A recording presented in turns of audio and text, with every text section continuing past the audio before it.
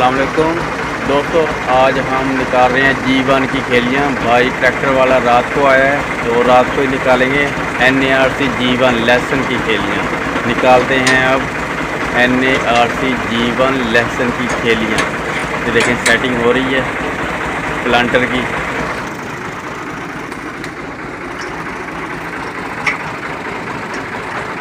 ये प्लांटर की सेटिंग हो रही है। मैं बेड जो बना रहा हूँ 16 इंच का ऊपर से, और जो फरो है वो 17 इंच की बना रहा हूँ। ये है जी प्लांटर।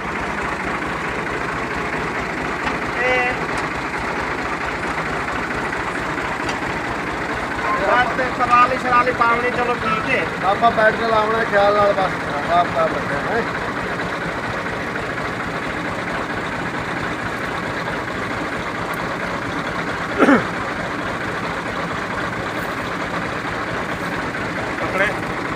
वो जा रहा है जी ट्रैक्टर, गाड़ी जा रही है प्लांटर लेके। अब निकालते हैं जी NARC G1 की खेलियाँ।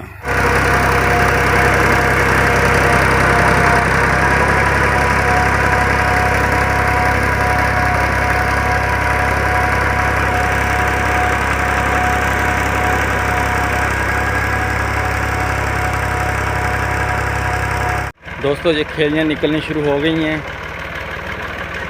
ये देखें जी, ये खेली निकल रही है। ये साइज़ है 16 इंच का, और जो फरो है इसकी अंदर से 17 इंच है। और ये रात के टाइम हम खेलियाँ निकाल रहे हैं।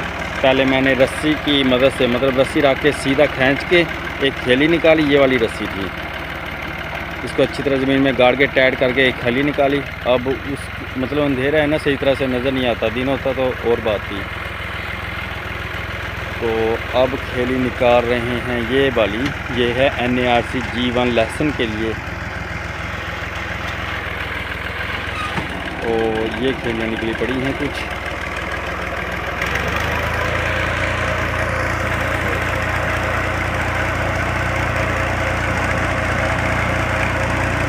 ऊपर से बिल्कुल लेवल होता जा रहा है ये बेड।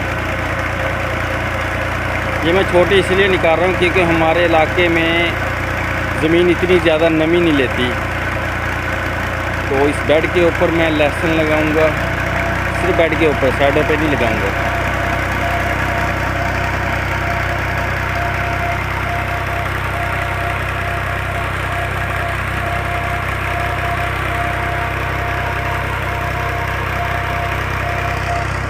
ये देखें जी, ये है फरो और ये है बेड।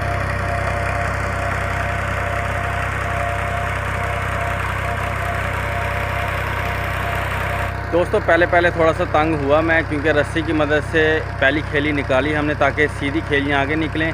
तो अब माशाल्लाह से बड़ी ज़बरदस्त खेलियाँ निकल रही हैं, बहुत ज़बरदस्त खेलियाँ निकल रही हैं अब।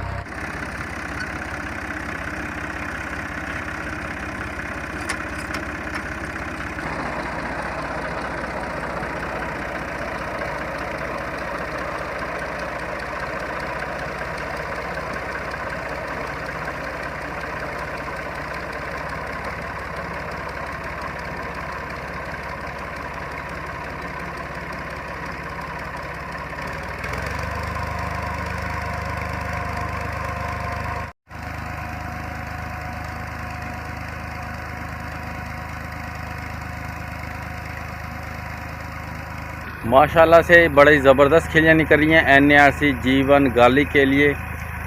मैं ये ऊपर 2 पौधे लगाऊंगा बेड के ऊपर, और पानी को अच्छी तरह चढ़ा दूंगा ताकि नमी पूरे बेड पे पहुंच जाए। इतना का बेड कवर हो जाएगा हमारी ज़मीन के अंदर। लेकिन अगर ज़्यादा बेड बड़ा बनाता हूँ तो हमारी ज़मीन के अंदर ज़्यादा नमी नहीं जाती। इस वजह से मैं ये 16 इंच का बेड ऊपर से बना रहा हूँ, और नीचे जो वाटर चैनल है वो 17 इंच का बना रहा हूँ।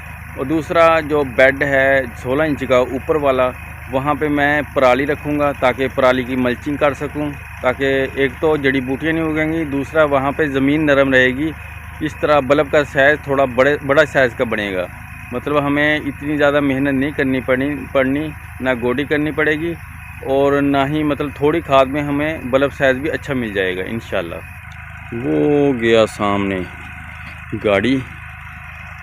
रात के टाइम थोड़ा सा मुश्किल तो होता है खेलियाँ निकालते हुए, लेकिन अब क्या करें भाई, दूर से आए हैं, इन्हें जवाब भी नहीं दे सकते कि सुबह आना। बड़ी मेहनत करके इन्हें बुलाया है, क्योंकि प्लांटर हमारा अपना नहीं है। ये प्लांटर काफ़ी दूर से मंगवाया है सिर्फ इन खेलियों के लिए।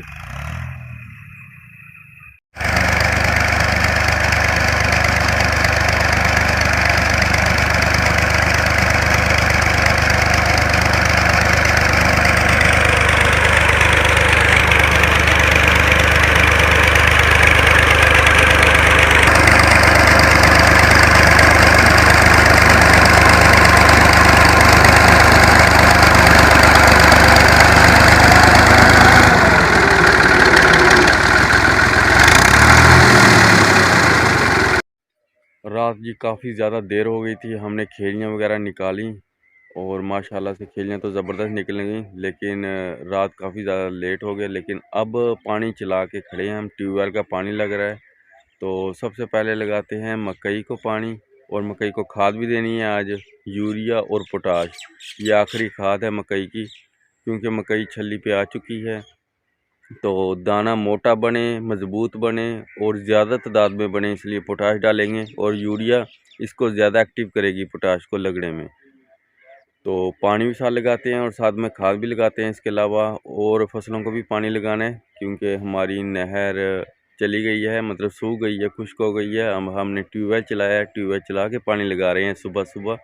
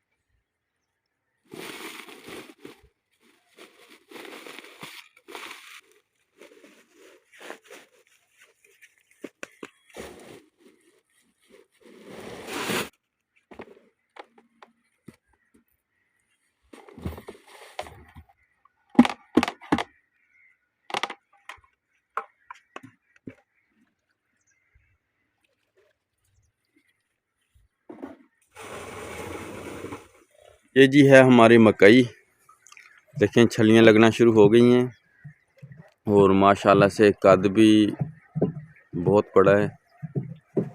ये सारी मकई है हमारी, और अब इसमें पानी चल रहा है। ये ट्यूबवेल का पानी है। वैसे खाद हम आखिरी लगा रहे हैं। ये जो छल्ली का साइज़ है ये भी बड़ा हो जाएगा, और बाकी पौधे का साइज़ तो माशाल्लाह बहुत ही बड़ा है, लेंथ माशाल्लाह बहुत लंबी है। तो मैं 12.5 किलो पोटाश और आधी बोरी यूरिया फी एकड़ डाल रहा हूँ। ये जी हल कर दिया है, इसमें है यूरिया और पोटाश, 12.5 किलो पोटाश और आधी बोरी सोना यूरिया की। अब चलाते हैं टूटी यहाँ से, क्योंकि पानी फ्लड हो रहा है। खाद हम खाद फ्लड करते हैं, बस इतनी बहुत है। इधर से पानी मुकम्मल होगा, इधर से खाद का ड्रम फारग हो जाएगा। और ये अब 1 घंटा 15 मिनट के अंदर भर जाएगा एकड़।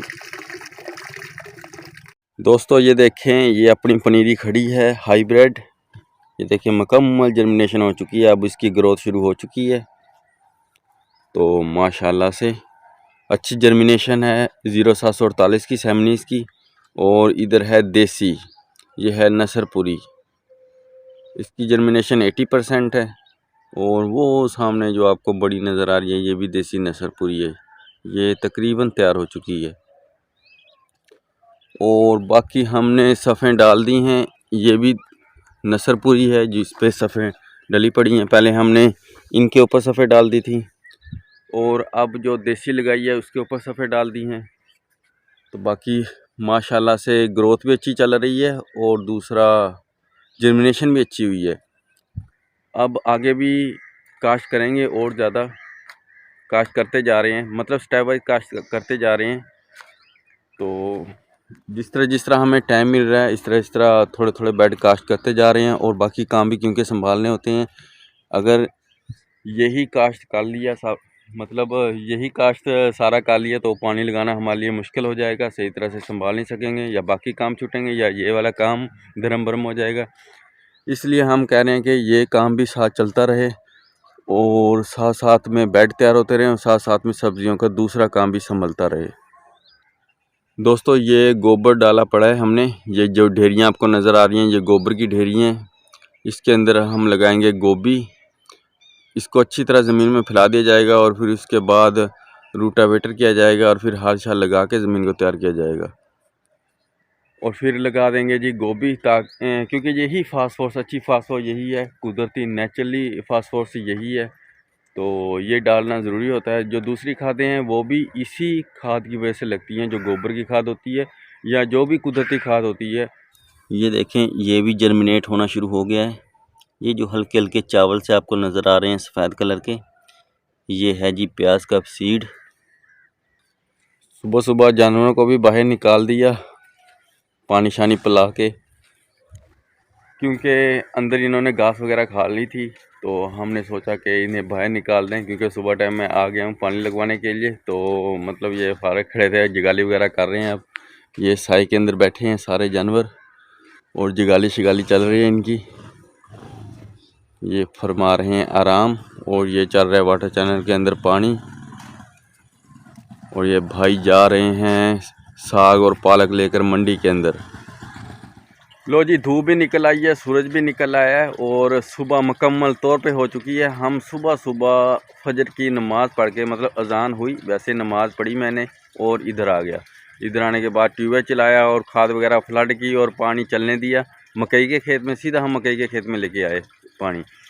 तो अब सुबह मुकम्मल तौर पे हो चुकी है, मंडी का टाइम भी हो चुका है, बैंगन की चिनाई हो रही है और साथ में पैकिंग भी हो रही है। चलते हैं अब मंडी की तरफ, क्योंकि मंडी भुगताना लाजमी है सुबह सुबह। तो सुबह के 1 या 1.5 घंटा होता है मंडी का, इसके बाद कोई फ़ायदा नहीं है जाने का। अब जाते हैं जी मंडी बैंगन लेके, क्योंकि आज सिर्फ बैंगन ही है, पालक अभी हमारी छोटी है। पालक जैसे बड़ी होगी तो मैं लेके जाऊंगा पालक को भी और साथ में बैंगन को भी, और साथ में मूंगरा भी तैयार हो रहा है। फिर 3 फसलें इकट्ठी जाएंगी हमारी, तो तकरीबन 4 या 5 दिन के बाद इंशाल्लाह। तो अब आज सिर्फ मैं बैंगन ही लेके जा रहा हूँ। बैंगन का रेट ऐसा ऐसा डाउन होता जा रहा है, ऐसा ऐसा, लेकिन इसकी प्रोडक्शन बढ़ती जा रही है। कि बैंगन भरे पड़े हैं, अब करते हैं छकड़े में लोड।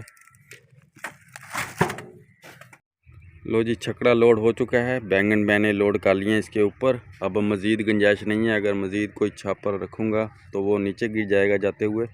तो अब चलता हूँ जी मंडी इसे सेल करने के लिए। ये जी मंडी में पहुँच चुका हूँ, ये बोली चल रही है।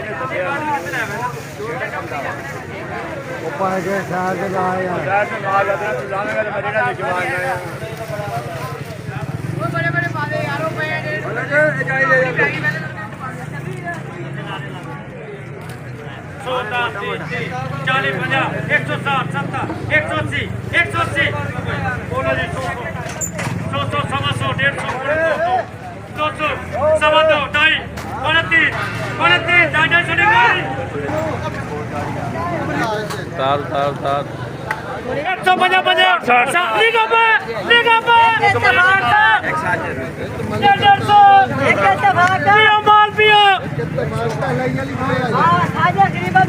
मैं लाया हूँ नया जिंक। ये जिंक डालूंगा मूंगरे के अंदर और ये सल्फ़र डालूंगा, जिंक और सल्फ़र, और साथ में आधी बोरी यूरिया मूंगरों के अंदर डालेंगे ताकि ग्रोथ एक तो तेज़ी से हो और दूसरा फंगल अटैक से बचा रहे, इसलिए सल्फ़र डालूंगा। ये जी 1 बोरी सोना यूरिया और 1 बोरी नाइट्रोफास गोभी के अंदर लगाने लगे हैं, यानी कि 1 एकड़ को 1 बोरी यूरिया और 1 बोरी नाइट्रोफास 1 गोभी के एकड़ को फ्लड करेंगे पानी के अंदर। ये देखें जी ये गोभी खड़ी है, इसको मट्टी लगाई थी, मट्टी लगाने के बाद 2-3 दिन के लिए ऐसे ही छोड़ दिया हमने, तो इसे अच्छी खासी वत्तर लग गई।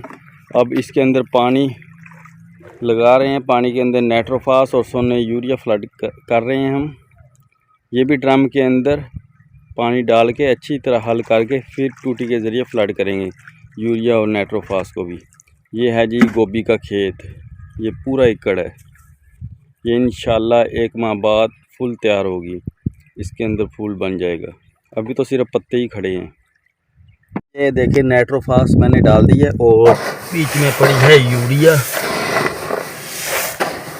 यूरिया नीचे चली गई। अब इसके अंदर डालते हैं पानी।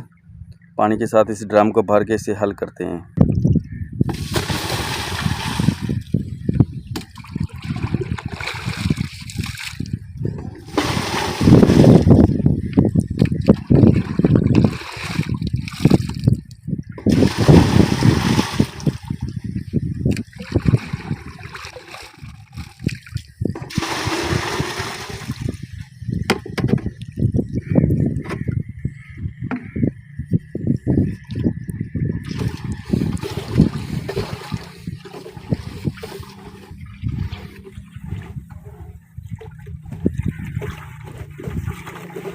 ये ड्रम भर दिया है जिसमें यूरिया और नाइट्रोफास इसके अंदर मिक्स की हुई है और पानी के अंदर अच्छी तरह हल पजीर भी हो गई है। दूसरा ये चल रही है जी टूटी और पानी के साथ फ्लड होके जा रही है इस खेत के अंदर। ये जी खेलियाँ जो हमने रात निकलवाई थी NARC जीवन गाली की, ये माशाल्लाह से ज़बरदस्त निकली हैं। खूबसूरत खेली बनी है। इसकी पटड़ी देखें। मैंने असल में लहसुन का एक यहाँ पे दाना लगाना है, एक यहाँ पे दाना लगाना है। ये 2 दाने लगाने हैं इस बेड के ऊपर बस, और ऊपर वाली सतह पे लगाने हैं। ये साइडों पे कुछ भी नहीं लगाना, इस तरह पड़ी रहेगी। और साथ पे पराली की मल्चिंग करनी है। दोस्तों पानी भी लग चुका है अल्हम्दुलिल्लाह। सारी फसल को हमने पानी लगा दिया। फजर की नमाज की फ़ौरी बाद हमने ट्यूबवेल चला लिया था ताकि ठंडे ठंडे पानी लग जाए, लेकिन फिर भी लाइट जाने की वजह से दोपहर हो गया। तो बहरहाल पानी लग चुका है। खाद भी हमने फ्लड कर दिया पानी के अंदर, जिन जिन फसलों को खाद फ्लड करनी थी। और खेलियाँ तो रात ही निकल गई थी NARC जीवन गार्लिक की। तो अब इंशाल्लाह जल्द ही हम गार्लिक लगा देंगे इस खेत के अंदर। दोस्तों उम्मीद करता हूँ आपको ये वीडियो अच्छी लगी होगी। अगर आपको ये वीडियो अच्छी लगी है तो ज़्यादा से ज़्यादा लाइक कीजिए और ज़्यादा से ज़्यादा शेयर कीजिए। इसके साथ ही अपने होस्ट अपने दोस्त मिन्हास को दीजिए इजाज़त। अपना बहुत सारा ख्याल रखिएगा, मुझे अपनी दुआओं में याद रखिएगा। मिलते हैं अगली वीडियो में, तब तक के लिए अल्लाह हाफिज़।